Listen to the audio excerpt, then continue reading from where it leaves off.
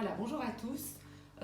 L'objectif de cette petite vidéo est de vous présenter le système de vente qui s'appelle Bidit. Donc Bidit, c'est une plateforme de vente en ligne pour les achats immobiliers qui sont encadrés par un notaire. Elle permet la réception d'enchères de manière électronique et vous avez donc la possibilité de faire une offre depuis chez vous sans vous déplacer physiquement. C'est une procédure qui est possible pour tous les types de ventes publiques, qu'il s'agisse d'une vente publique amiable, d'une vente publique amiable à forme judiciaire ou d'une vente publique judiciaire.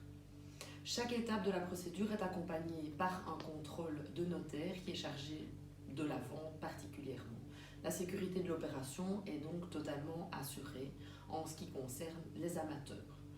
Pour votre connexion sur le site Bidit, vous pouvez vous enregistrer en créant un compte sur le site bidit.be, donc bidit.be.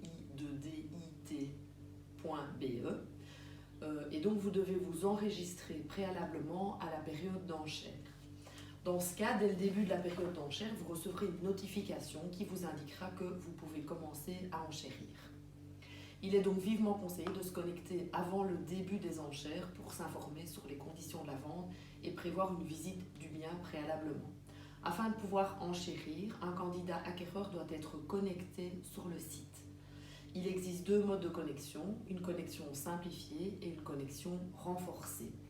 La connexion simplifiée vous permet uniquement de suivre les ventes, mais ne vous permettra pas d'enchérir.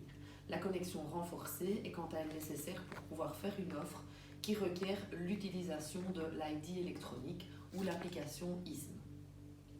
Le bien aura un code de référence unique qui vous permettra de le retrouver très facilement sans devoir encoder l'adresse du bien dans la barre de recherche. Les modalités de la vente, il y a obligatoirement une mise à prix, ce qui signifie que la première enchère débutera à partir de ce montant. Le premier enchérisseur qui, à l'ouverture des enchères, offre un montant égal ou supérieur à la mise à prix reçoit une prime qui correspond à 1% de sa première offre, à condition que le bien lui soit définitivement adjugé et évidemment pour autant qu'il satisfasse à toutes les conditions de la vente. Les conditions de la vente, elles seront reprises dans le cahier des charges uniforme qui reprend tant le cahier spécial de la vente que le cahier des charges général. Celui-ci sera mis en ligne en même temps que les publicités relatives au bien, de sorte que chaque candidat potentiel puisse les consulter afin d'avoir une parfaite connaissance du dossier avant de s'engager. Il est primordial de consulter ce document afin d'être parfaitement informé de toutes les clauses et conditions de la vente. Ces conditions devront d'ailleurs être approuvées préalablement à toute enchère via une notification envoyée par la plateforme. Il ne sera pas possible d'émettre une enchère sans avoir accepté ces conditions préalablement. La vente ne sera pas réalisée sous la condition suspensive de l'obtention d'un financement par l'adjudicataire. Il est donc important de contacter sa banque préalablement afin de s'assurer qu'un financement sera bien octroyé pour le cas où vous deviendriez l'adjudicataire définitif de ce bien. Lorsque vous enchérissez, vous devez avoir la certitude de disposer des fonds nécessaires pour payer le prix et les frais ou disposer d'un accord de principe de la banque au sujet d'un éventuel crédit hypothécaire. Il faudra donc apporter la preuve de votre solvabilité dès le moment où vous émettrez une enchère. L'enchérisseur retenu ne pourra pas se désister de son enchère, même pas au motif qu'il n'a pas les fonds nécessaires, puisque les enchères sont considérées comme liantes. Je vous conseille donc de régler cette question avant l'ouverture de la période des enchères. Durant toute la durée de la période d'enchères, c'est-à-dire pendant 8 jours, le notaire est chargé de procéder à certaines vérifications, notamment au sujet de l'identité des candidats, de leur capacité, de leur solvabilité. Les candidats acquéreurs devront donc être à la disposition pour qu'on puisse effectuer toutes les vérifications et investigations particulières à cet effet. En ce qui concerne les régimes particuliers, les époux qui sont mariés sous un régime de communauté de biens ont besoin de l'accord de leur conjoint pour acquérir un bien immobilier. Cependant, il n'est pas possible d'émettre une enchère à deux sur le site Bidit. Seul un des époux pourra donc enchérir en ligne et devra alors rapporter l'accord de son conjoint au notaire dès le moment où il enchérit. Lorsqu'un enchérisseur déclare être marié, un message signalant que l'accord de l'autre époux est requis dans l'hypothèse d'un régime de communauté sera directement envoyé par la plateforme électronique. Le notaire sera donc tenu de vérifier que l'accord du conjoint est bien donné.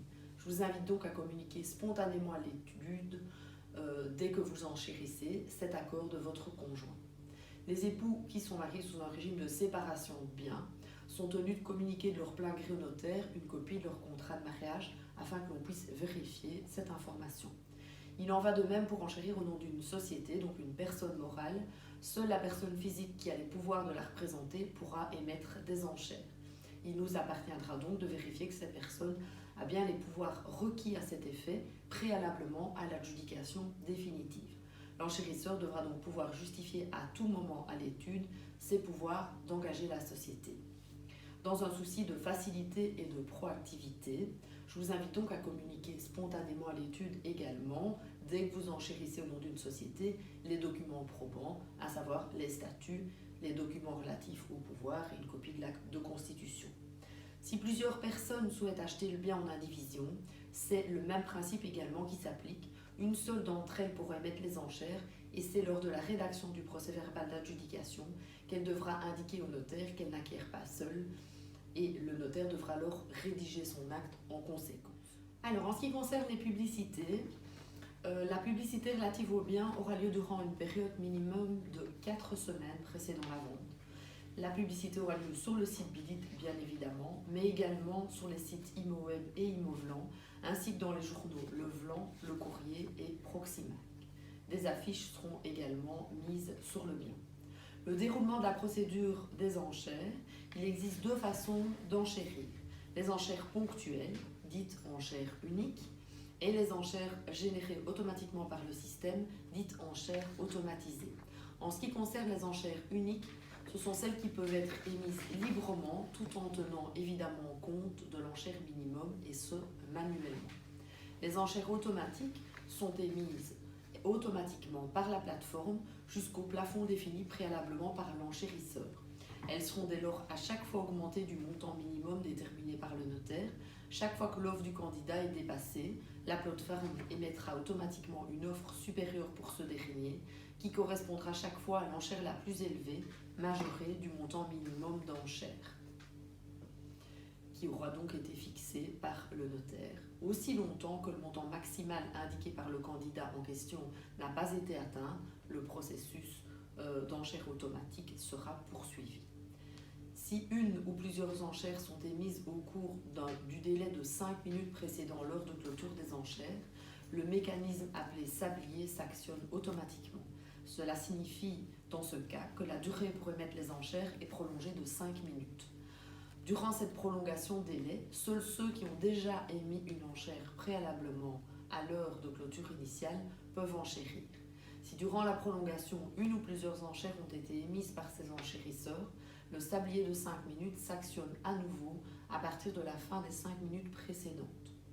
Par exemple, si l'heure de fin indiquée est de 13 heures, si une enchère est émise à 12h54, la fin des enchères restera fixée à 13 heures.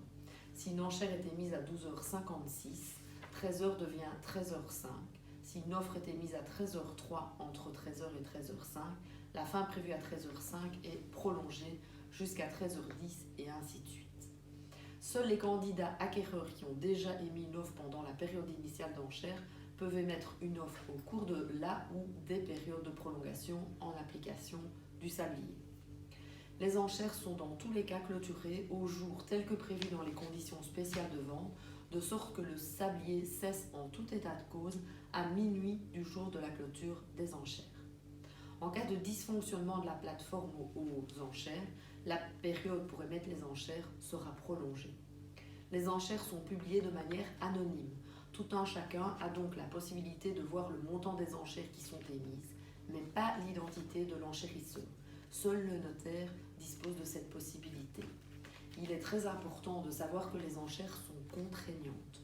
Chaque offre est liante jusqu'à la clôture des enchères. Cela signifie que chaque enchérisseur reste notamment tenu par son enchère et s'engage à payer le prix qu'il a offert. Cependant, les 5 meilleurs enchérisseurs seront tenus jusqu'à ce que la vente soit définitive, c'est-à-dire jusqu'à la signature du procès-verbal d'adjudication ou le retrait du bien de la vente. Il est possible d'émettre une enchère test sur la plateforme Bidit.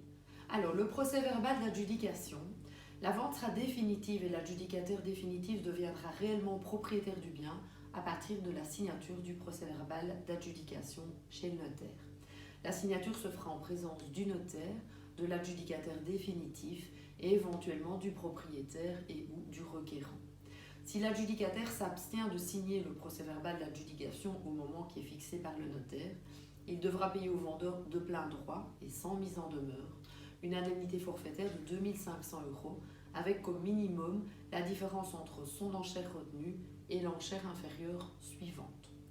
En ce qui concerne les modalités de paiement, tant du prix que des frais, le paiement du prix doit se faire en déant les 6 semaines à compter du moment où l'adjudication est définitive, c'est-à-dire à partir de la signature du procès-verbal d'adjudication, et ce par virement sur le compte de l'étude qui est mentionné dans les conditions de la vente et exclusivement sur ce numéro de compte. Les frais, droits et honoraires de la vente sont à charge du vendeur, et ce, moyennant une participation forfaitaire de l'adjudicataire. Cette participation consiste en un pourcentage dégressif calculé sur le prix et les charges éventuelles. Cette participation forfaitaire doit être payée dans les 5 jours de l'adjudication définitive, donc dans les 5 jours de la signature du procès-verbal d'adjudication. Le détail des pourcentages est repris dans les conditions de la vente. Je vous renvoie donc au cahier des charges à cet effet. Les frais ne sont donc pas plus élevés qu'en vente de gré à gré. Pour l'adjudicataire, l'opération de vente de gré à gré ou de vente online est neutre. Ainsi, l'adjudicataire paye un forfait dans le cadre d'une vente en ligne dont le montant est équivalent à celui qu'il payerait dans le cadre d'une vente en gré à gré. C'est le vendeur qui paye la différence d'honoraires et de frais, ce qui implique donc que les frais à charge du vendeur sont, eux, légèrement plus élevés. Attention, si les frais ne sont pas payés dans le délai exigé, le prix deviendra immédiatement exigible sans mise en demeure préalable. En conclusion, lancez-vous, n'ayez pas peur de cette nouvelle procédure ni des modalités de mise en vente de celle-ci. Le notaire est disposé à vous accompagner tout au long de la vente en ligne et à vous conseiller pour chaque étape de cette procédure. Tous les documents légaux sont vérifiés préalablement par l'étude et par le notaire. Vous pouvez donc vous lancer en toute confiance et en toute sérénité, confortablement installé de chez vous. Pour toute information supplémentaire, je vous invite à consulter les conditions de la vente qui ont été mises en ligne sur le site Bidit, www.bidit.be. Les coordonnées de l'étude sont notaire compère rue de Prire 3 à 5580 Rochefort.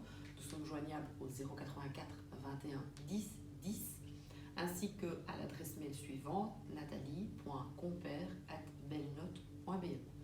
Un service desk est également mis à votre disposition si vous avez besoin d'aide. N'hésitez pas à contacter la ligne d'assistance au 0032 2 505 08